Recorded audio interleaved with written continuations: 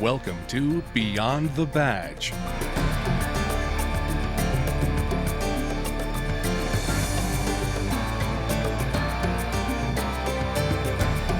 Beyond the Badge is an inside look at your Oshkosh Police Department, brought to you through the resources of Oshkosh Community Media Services.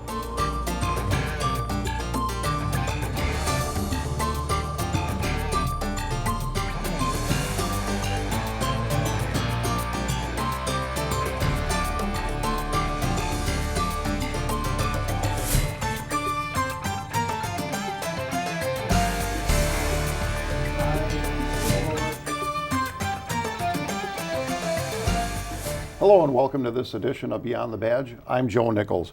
On today's show, we'll be talking with Oshkosh Police Auxiliary Captain Vicki Schrader about the auxiliary program, and later we'll be hearing from Chief Scott Groyle as he gives his farewell to the city of Oshkosh in this month's command post.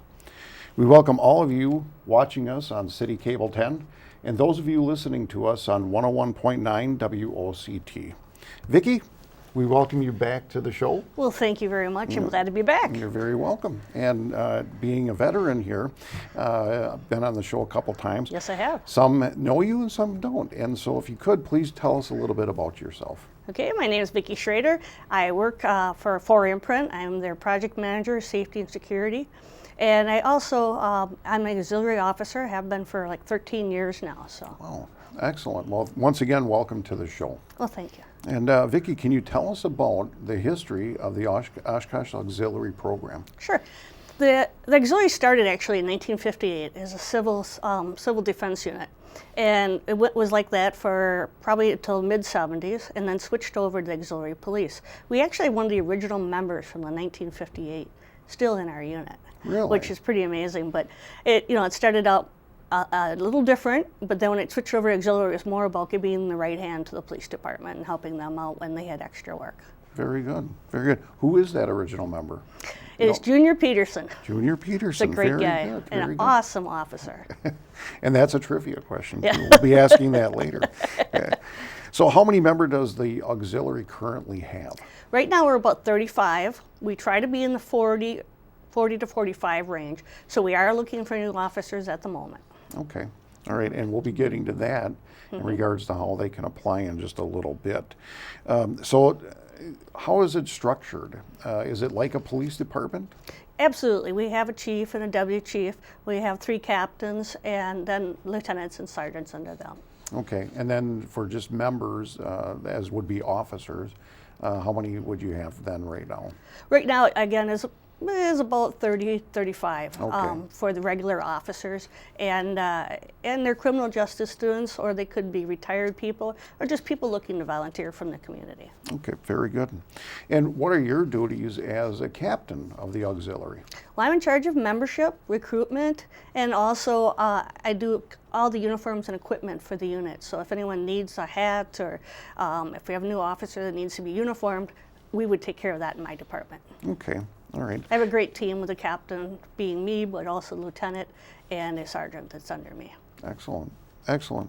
And now I know for a fact, and I tell you, ladies and gentlemen, without the auxiliary, we wouldn't be able to have all the events that are taking place in this city, because the auxiliary does a large amount of work, and they do a great job at it. And so, what are some of the services and duties that the auxiliary perform? Well, we are kind of, as you said, the event city. So without the auxiliary, there's almost a run and walk every weekend in this city. So without us, it would be very hard to get these people safely through the run and walk. So we do a lot of those events. The turkey trot's coming up. In fact, we do that event, so keep people safe when they're crossing the streets. Parades. We do, if there's a group event or a downtown Halloween trick-or-treating or something like that, we're always there to help for crowd control and just make sure people are safe. Okay. And I know a year or so back we had the ricin incident. Absolutely. Yep. And I know that you and other auxiliary officers were out there, and it just started turning cold at that time. It did, and I was out there for about 13 hours straight, and I loved every minute of it because you learn so much from the way the professionalism between the FBI and our police department work together, and the fire department working with all, it's a great opportunity. We get to respond to quite a few of the crises, and also things like arson fires. If there's a question of a fire being an arson, and sometimes they just check it anyway, we have to guard that area perimeter for the night or however long it takes to investigate. And it is a learning thing, and it's a very good opportunity for us to learn and gain knowledge. Absolutely. And so it's a great opportunity for the criminal justice students. Oh, absolutely. To kind of get their feet wet. Right. If you ever think you want to be a police officer, this is definitely the way to see how it's done. Because we do a lot of the same things. We obviously don't give tickets. We don't carry a gun. We don't carry a taser. But we do a lot of the things that police officers do, and we do get the respect of the city, and we give the respect back to the city. So it's a great opportunity to learn what it's like to be a police officer. Absolutely. Great points. Excellent points. And so what are some of the requirements to become an auxiliary member? You have to be over 18. You have to have a valid driver's license and a good credit or a good history as far as anything. You can have a traffic ticket in your life, but you can't have any felonies or obviously anything like that. We do a complete background check and check your references and interview and do an interview process. Okay, very good. Now, that doesn't mean that you have to be a criminal justice student. You can. Oh, absolutely. We have a couple of retired guys, like I said, Junior, who's from the originals. So, but retired people are actually excellent for them because they can do different hours that some of the criminal justice students couldn't do because they're in school. But it's also the flexibility of the schedule that if you feel like it's you want to do an assignment this month or 5 assignments or whatever, you can do it. But if you're busy that month, like you go away for the winter, that's not a big deal to us. We'll work with you. Great. So we're looking for people yes, for the auxiliary. Definitely. We're looking for 5 officers right now. So. Okay, very good. And we're going to get that the information up very soon in regards to how you can become an auxiliary member. But you had mentioned in regards to assignments. Is there any amount of time that you have to work this many hours, or how often do they work? Well, our expectation in our policy states 10 assignments a year, which is 4-hour assignments. So that's 40 hours a year. Now, I can do that in about 3 weeks. Wow. So 40 hours a year to most people is like nothing, because it's 10 assignments, which could be a 2 to 4 hour assignment. So it's very flexible. We work around people's schedules at school. We work around their jobs. So because we have things that are during the workday, with things on the work week, and also the weekends, there's enough flexibility that there's always something that will fit in your schedule. And we understand that your jobs come first, your school comes first, and this is a volunteer unit, but it's also a great way to give back. Fantastic. And so, what type of training do auxiliary members, what are they exposed to? Well, first off, we'd get them all uniformed up and equipment, and then we take them out and start doing some traffic training. Because a lot of the things we do are making it safe for crossing, for a run walk or whatever, but we have to be able to stop traffic. So we make sure that person is 100% comfortable with being able to stop traffic and taking command of an intersection. We also will take them in, and we have a probationary period of 3 months to 6 months, depending on how long. And we have people that get off of probation in like a month, depending on the assignments they do and how fast they go through it. But we do crowd control, and we'll practice, say, at a football game, and that way they can practice their crowd control and how to handle situations and how to handle problem events that might come up. Okay, very good. So there's a lot of training that they do go through. Yes. And it's good, great experience. Oh, absolutely. We train before every meeting. We have one mandatory meeting a month. Okay. It's a 3-hour meeting, and it's on Wednesday nights, second Wednesday of every month. So we have that, but then it's not like we're meeting all the time, or we have requirements. So it's a very easy, flexible volunteer system to be on. That's great, and it kind of fits into just about everybody's schedule. Right, absolutely. Excellent. And now, are the members of the unit, are they paid? Well, that's a trick question. Okay. Because we are not paid in cash. Okay. But every time we do like a turkey trot, where there's thousands of people are going through the intersections, and you know that they're safe because of you, and they come by and say, "Thank you so much," and give you a smile, that's all the payment I need. Because I really feel we're making a huge difference for the city and this community, and also for the police department, because there's no way they could work the overtime it would take to do what we do. So whenever you're out there and you're having a fun event, or you're seeing people go and do different walks and runs, and you see the police standing at the corners, they're doing that for free, just to help out the community and keep everybody safe. And when little trick-or-treaters downtown, then we make sure the kids are protected. We do it because we want to do it. Well, what a great perspective, Yeah, you know, and that is, worth it. that's one way to look at it. I mean, really, because, you know, payment isn't everything. No, you know, I don't need a second job. I just love to give back to the community, and I want to do something that makes a difference. And our police departments, our fire departments are so understaffed. This gives them a huge right hand, and that's what we want to be there for. So. Well, thank you you very much for your service, believe me. Now, we get to that point. How can somebody become a member of the Oshkosh Auxiliary? Okay, on the OPD website, the Oshkosh Police Department website, right on there it says Oshkosh Auxiliary Police. Click on that. There's a membership application right there. The application will come in. It goes to the background check right away. Then it comes to me. I do a reference check, and then I bring the people in for an interview and talk to them and make sure they're a good fit. And we've had some awesome officers that have ended up getting jobs as police officers because their resume looks so good. Because it really is a resume builder for criminal justice, doesn't it? If they want to do good and they want to be participative in our unit, they're going to get a good reference, and it's going to help them. We have a lot of officers that have moved on to full-time police jobs. Fantastic. It's a great stepping stone. Oh, absolutely. And the auxiliary, like I said, can't thank you all enough for the service you do and for the community. I mean, it's an excellent experience. It is. All the way around. All the way around, absolutely. Very good. Well, Vicki, I thank you so much for being on today's show. And remember, go to the Oshkosh Police Department website, www.oshkoshpd.com, and click on Auxiliary Police, and just see if you got what it needs, got what it takes to become an auxiliary member. And we'll be right back after this short break.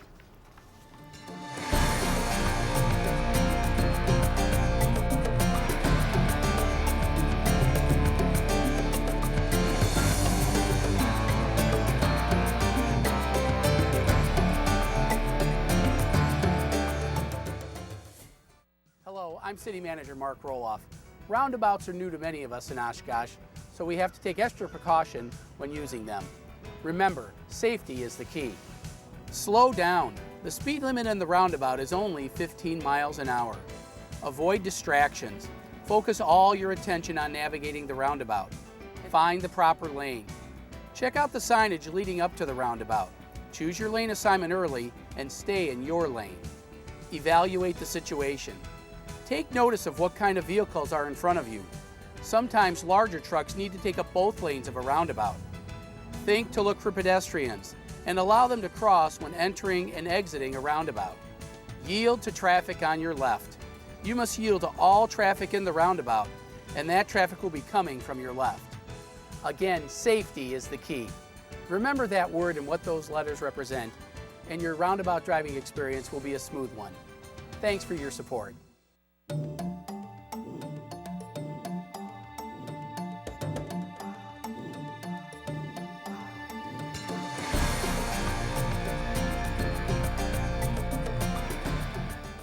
Welcome back to Beyond the Badge. We are now going to send it to Chief Scott Groyle and this month's segment of the Command Post.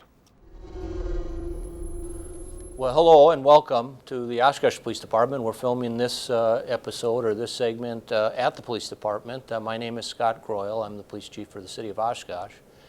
And I'm doing this segment with mixed emotion. As you know, in the community, I have announced my retirement, and my retirement will take effect in January. And I wanted to spend some time talking about, I think, some of the things that we've accomplished over the last 8.5 years here at the Police Department.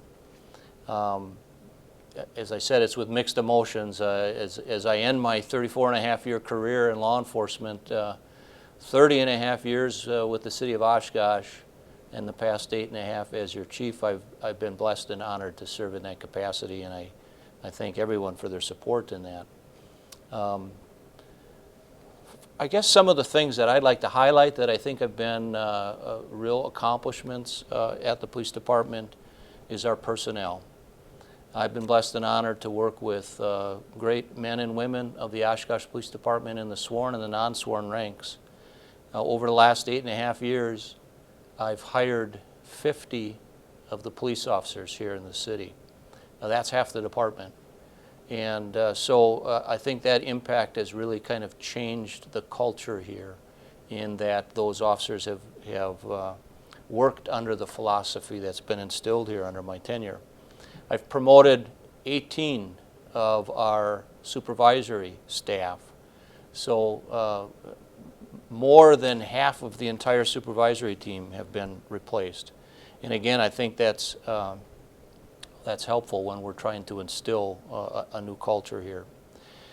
Been very happy that in this last budget we've been able to, based on service demands, add an additional officer. So during my tenure, we have added 2 additional police officers to our sworn ranks. So organizationally, our personnel are our greatest asset, and we have worked very hard to build the competence level of our officers, and I think through competence that builds confidence in us as an organization.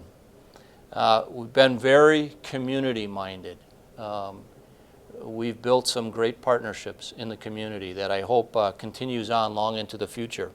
We've established relationships with the Boys and Girls Club.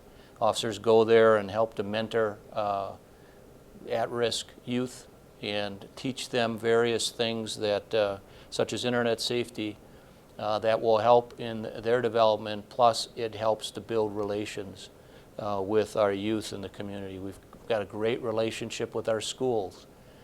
We have at least 10 officers that are mentoring special needs kids in the schools, and that has helped to build a relationship in the community as well. We've developed an excellent relationship with the Oshkosh Area Community Foundation. I'll talk a little bit about a project that is of pride to me in a little bit, but that has worked out very well. The UW Oshkosh and their Dean of Students and the staff and officers at the university. We've worked very hard with building relations with our minority community. All the things that are going on nationwide, you don't wait for problems to happen to start building those relationships. All our officers are ambassadors for the community, and I think we've done a pretty good job of fostering the relationship and communicating and talking through issues that we have with our minority community. Of course, what I'm very proud of and something that I implemented from almost day one is kind of a new philosophy of how we're going to embrace community policing that we call team policing. And our expectations and principles of team policing have been to become more community oriented, to be more problem solving focused, and to be more data driven. And I think it's important for any organization for their employees to know what's expected of them. So as where I thought initially that would be a 3 to 5 year implementation process, it probably was more of a 5 to 7 year implementation process as we fully developed the understanding with our people of what it meant to be working in a department that embraces team policing, which is kind of a combination of community policing and problem-oriented policing. We've developed a mantra that we live by, and that's know us before you need us. So it's all part of that relationship building in the community, where the community understands who the officers are, gets to know them personally, so they know who to go with their problems. And we've spent a lot of time developing that. The city's been broken down into 151 neighborhoods with an officer assigned to every neighborhood. And that helps that mantra of getting to know us before you need us. What are the problems that are occurring in your neighborhood, and how can we work together to resolve those? And I think we've started to build that teamwork kind of approach with other city departments as it relates to solving problems in our community. We became very priority focused, goal focused in this organization. As we did our strategic planning in the community, we identified that drugs were a major problem and traffic enforcement was a major problem. That's what our community was telling us. So we organized goals around those 2 top priorities: speeding, traffic enforcement, and drugs. And we've done a number of things to to further those efforts, implemented a process called 4DX, which helps us to execute on those goals. And that all was in support of our community policing, and we've had a number of successes with our style of policing over the years, and buy-in organizationally with almost nearly 100% of our staff. One of the projects that I'm very proud of that we were able to work through with the Oshkosh Area Community Foundation, and it's kind of a support of our team policing philosophy, is our public-private partnership that helped us to attain the command and community outreach vehicle, which we call CCUV. It's an excellent example of the partnerships and the support that we get from the community. I mean, we've been blessed in this community in law enforcement of the support that we get. Other agencies around the country can't say that. And that certainly was true in this partnership. This vehicle was funded 1/3 through the budgetary process and 2/3 by private donations. If you haven't seen this vehicle, which I'd be surprised if you haven't seen the vehicle out in the community, it's impressive. And we're using that in a multifaceted approach.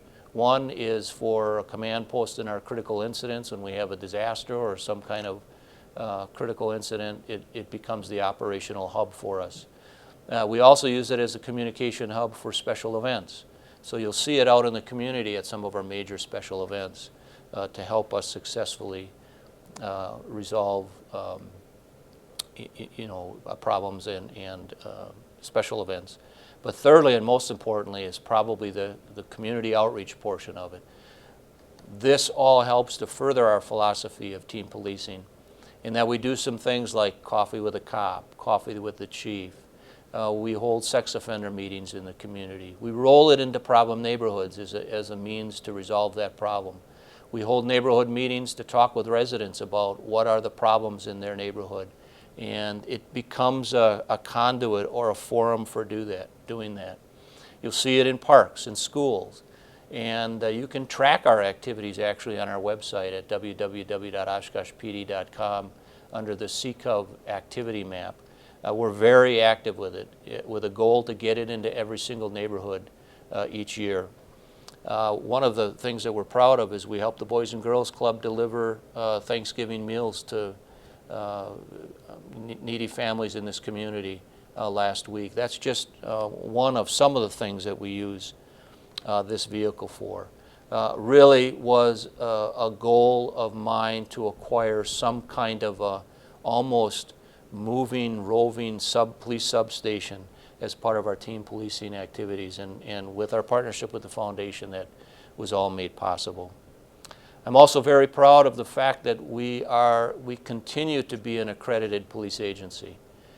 We have earned our 7th accreditation, our 6th reaccreditation with CALEA, which is a national accreditation organization. We're one of only 3 police agencies in the state of Wisconsin that are CALEA accredited. We're also one of about 25 police agencies in the state that are state accredited, and only one of 3 in the state that are both. So we're very proud of that, and that we function under the best police practices. We've done a number of things over the years to renovate this building at the police department to make it more functional for us. This past year, we moved all our supervisory staff downstairs into an area that we call the POC, and that helps to build and reinforce teamwork and information sharing among the supervisors, and aligns them closer in proximity to the operations of the patrol officers. We did the same upstairs on the first floor here, and that we kind of switched our word processing staff with our detectives and created a kind of a bullpen area for our detectives to function too, that led to better teamwork and information sharing there as well. And we've done a number of things as far as increasing technology. We've implemented smartphones, so officers have smartphones to enable them to communicate better in the field and to do their jobs and present video and photography evidence back here. We've become very active on social media, both through our website and through Facebook and Twitter, in getting information instantaneously out to the public and help celebrate some of our successes of things that we're doing in our outreach functions. We installed tracks, kind of automatic ticket writers in the squads that enable us to interface with the time system. Aqueous boards, smart boards throughout the building to enable us to do our operational planning using that technology. We've enhanced the fleet, where our fleet is in better shape than it ever has, and with very little downtime due to mechanical failures. And one of the things that I'm very proud of that will be hitting the road in 2016 is it was just approved in the 2016 budget that all officers will be wearing body-worn cameras in the field. And I think that will help us to enhance the trust and confidence in our actions, in the actions of our officers in the street with the community, and even further strengthen that support that we have with our community. So there's many things that I can talk about that I'm very proud of that we've accomplished organizationally in the last 8.5 years. And again, this is a job that I've enjoyed and I've loved, and I've appreciated the support that I've had from the community. And you know, I want to thank all of you that are watching this for that support, and I'm confident that the Oshkosh Police Department will continue to move forward and build on the foundation that's been established and have a continued great working relationship with our community. So again, I thank you very much, and again, I've been honored and privileged to serve as your police chief. Thank you. Thank you, Chief, and we'll be right back after this short break. Hi, I'm Jim Collins, Transportation Director for the City of Oshkosh with an important message for motorists and bicyclists. Recently, the city has begun painting bike Sharrow symbols on roadways. The term Sharrow is short form for shared lane bicycle marking. Sharrows are made up of bicycle and chevron symbols, and they are located about 4 feet away from the curb where parking is not allowed and about 11 feet where it is. Streets with Sharrows do not have a designated bike lane, but still indicate that the roadway segment is a bike route and is expected to be used by bicyclists. Sharrow markings are used to show motorists where cyclists will be traveling within the lane, while also showing cyclists proper lane positioning, especially where lanes are too narrow to be safely shared. It's important to note that with or without marked Sharrows, bicyclists are encouraged to travel on streets and follow traffic laws just as any other vehicle on the road. Motorists are urged to continue to be aware of bicyclists and to share the road. Thank you for keeping Oshkosh safe, and happy riding.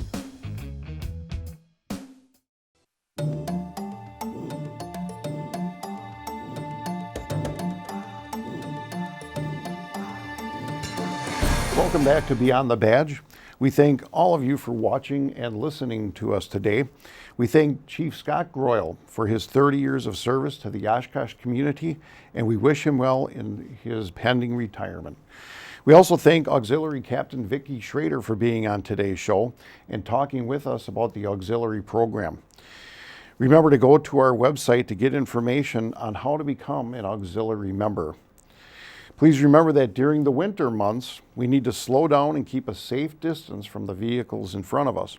Go slow in the ice and snow. From all of us at the Oshkosh Police Department and Beyond the Badge, we wish you all a happy holiday season and a happy new year. Until next time, stay safe, and we'll see you next time on Beyond the Badge.